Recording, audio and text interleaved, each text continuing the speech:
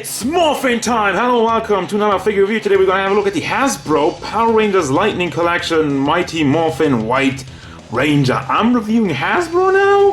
What? I mean, I'm like the import guy, right? Everybody's always like, oh, I have so many Japanese figures. You're like the import guy.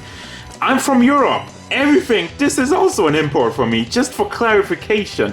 But anyway, I picked this one up mostly because I wanted the Lord Zed, but everything else in this line looks pretty crisp, and I want to give it a chance. I mean, Hasbro, they're now continuing the Mighty Morphin Power Rangers releases, taking over from Bandai, and this looks pretty good. So I want to have a deeper, more extensive look at it. So let's go. So what we got here is actually pretty decent from what I've seen so far. But let's have a look at the size. He stands at about 16 centimeters, almost to the top of his head, which means 6.2 inches tall. Over a little bit taller than the Figuarts, and I'm gonna bring up Figuarts probably a lot. I'll have the Figuarts Power Ranger, White Ranger in here later to have the comparison, because that's where my head's at right now. I want to know if this can compete with Figuarts or even surpass it. Maybe. We'll see. Overall look and detail of the figure. The helmet is super nicely done. You have a little bit of shiny gold on it. It's not metallic, but it's still shiny. It looks good, very accurate, and I'm not really seeing any big slips, especially in the helmet. So points for that. You got the white tiger symbol in the chest. The entire chest piece, by the way, is soft plastic. Now, I guess that's probably one of the better ideas, to just make it soft plastic. As a result, though, it looks a little bit cheaper because it's all rubbery. But still, it's well done. Very nicely molded, also with the paint job. Have a tiny bit of bleeding from the gold to the black, but not really noticeable. Not really worth complaining. Then we have the armbands, which also in the gold. Those go a little bit awry. Not really clean on that. Have a little bit of a hole in here. It's still okay overall, looking at it. And then the front part, very clean with the gold and the black. That one's pretty good. You got the belt with the holster for Saba. You got a butt. And also, by the way, what I have to mention is there's like a ton of wrinkles in the arms and the overall costume. Now, it does add for a lot more detail, but I think it's maybe just a little bit too wrinkly. All right, would have liked a little bit more cleaner look, but that's something to be debated. Honestly, that's a really personal thing to me, and some people might like that more, and others might be like, well, it's too much. But whatever. Regardless, I just wanted to take note of that. Yes, all the wrinkles around the legs, and then we go down to the gold and black in the boots and the boots themselves, and that really does it for the looks. It's really good, actually. For the articulation, first you got the hat on what I think is a ball hinge. Does move back and forth nicely enough. Does not tilt side to side really, because it's just blocked. There's not really much room for the helmet itself. Nothing really in the neck from what I can tell. No, there's no movement there. And rotates all the way around. Now for the shoulders, what they did is really nice actually. There's this whole butterfly joint on the side over here, so you can bring the shoulder back a lot, you can bring it forward a lot. It's still a little bit blocked by the soft plastic chest piece, but that's to be expected. It still moves out of the way. You can pull it a little bit out of the way, so that's good. Then you got a hinge in the shoulder itself, goes up over 45 degrees, very nice. Got a bicep swivel, got double hinged elbows, which get some super range, but are ugly. It's functional, but it's not nice to look at. But you don't have to do it also, so kinda hit or miss, neither nor here nor there. And then we got a simple hinge in the hand, which is just pegged in, so you can also rotate that. Chest area, very nice and nimble, goes forward, back, does go side to side, and rotates all the way around. And then you got an ab crunch. So that really gives you some very good articulation in the entire chest area. You combine these two, and you get some good posing out of that. I just don't. Another thing is, like, I never was a big fan of the ab crunch. Again, very good articulation, but it breaks up the sculpt, and I don't.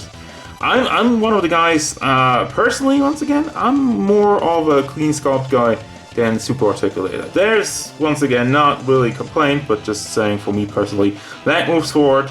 leg moves to the back and leg moves out just on a regular ball joint. And then you got a thigh swivel, double hinged knees, same as the elbow. Very functional, but also very ugly looking. And then you got a foot which has a very good ankle rocker, side to side, forward and to the back. It is quite stiff right now. Let me get two hands on there. Doesn't actually want to move. What about this one? There you go. Wow, goes back quite a lot. Forward, kind of stops. So I guess that's it. So there you go. Now for the accessories, it's quite minimal. You got fist hands. I mean, on the figure itself, for the record by the way, you have one holding hand for Saba, only for the right hand, and one chop hand. And with the fist hands, that doesn't really do that many hands. Then we got Saba himself. Paint job overall, it is nice, but it's pretty rough. I mean, they just painted the entire face in a gray. For the rest of it, it does look nice though.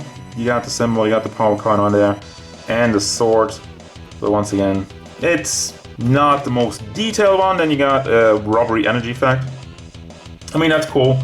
I mean, we didn't get energy effects with Figuarts and whatnot. You can kind of slide it in here somewhere, but I can't see the hole under the camera. Goes on there somewhere, and then you can slice through putties or whatever. We haven't gotten any putties yet. And then finally, there's the Tommy face, JDF. It's actually very nicely done. And we got the 3D printed with the Figuarts version, which I don't have, which looks kind of wonky. I think this one actually might look a little bit better. So this is the battle I've been waiting for, White Ranger versus White Ranger. So overall, obviously the first thing that you will notice is that the Figuarts one is a lot smaller. Is a lot more, also thinner in general, not only size-wise, but the entire thing is really scaled down. So that's one thing. If you like a little bit bigger figures, you would definitely want to rock with the Hasbro one.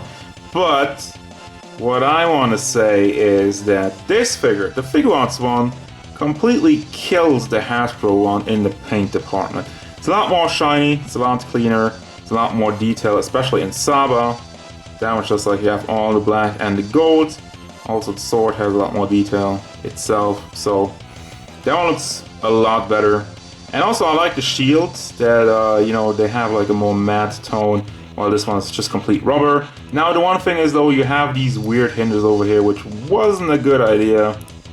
And I kind of prefer the roll on that one. It's just, here's the deal. I mean, going down to the wire, the Figuarts one just looks a lot nicer. It looks a lot cleaner, doesn't have as many wrinkles. It has a lot more shiny paint job, so it really glows and radiates off a lot better. But I'd say like the Hasbro one probably has the upper hand when it comes to articulation. I mean, it depends. The head articulation for the Figuarts one I think is better, also because he does have neck articulation and this guy does not. But the overall chest articulation is way better than the Figuarts one. Trying to get him forward. And you also have this weird floaty thing in here. And it's just on a ball. I think it's like a double ball in there. So yeah, that one is covered way better by the Hasbro one. Going all the way forward with the big butterfly joint in there. So, I mean, overall, it really depends. Also, the Hasbro one is a lot cheaper. They re-released the, this is the original release from the SH Figuarts. They recently re-released this one with a different head. They do have the Tommy Oliver hat. And that one's really pricey. So overall, here's the deal. I still prefer this one because, as I mentioned, I like the cleaner look. However, this one is better in articulation and it's also a lot cheaper. So that brings me to the final thoughts for the Hasbro Lightning Collection White Ranger. Yes, I do recommend this guy. As I'm saying personally, I still prefer the Figuarts one, but this one is actually pretty darn good. He looks great. He's articulated very, very, very well. The accessories are kind of minimal, but I do dig the fact that they're delivering the faces for all the Rangers. I mean, I have the other ones. I have the other guys ready for review. I'm gonna do that soon enough, but for now, I wanted to start off with the White Ranger. And yeah, so if you like Power Rangers, if you like the White Ranger, this is definitely worth your time and comes at at a very fair price for what you're getting. That's another thing. So, that's gonna do it, guys. As usual, thank you very much for watching. Don't forget, if you enjoyed this review, hit it up with a like and subscribe to the channel so you can stay tuned for more figure reviews, card game stuff, and whatever the right Ranger wants.